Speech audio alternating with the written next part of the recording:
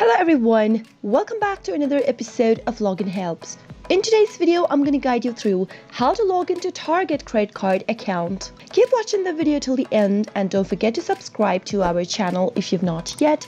Also press the notification bell icon so that YouTube will notify you whenever we post a new video. Open up a web browser to begin. After you open up your web browser, in the address bar that appears at the top of the screen, type in rcam.target.com and press enter on your keyboard. You'll end up in this Manage My Red Card page. The Target credit card, also known as the Red Card, is a credit card that can be used in Target's retail stores on the store's websites. Simply go ahead and type in your information into the text boxes appearing at the bottom. Type in your username in the first text box, and if you'd like the system to save your username so that next time you won't have to type it again and again, which will be easier for you to log into your account, you can check the Save Username box. But if you're using a public device or a shared mobile device, for your security, simply leave the box unchecked before proceeding further. After you're done typing in your username, go ahead and type in your password in the next field.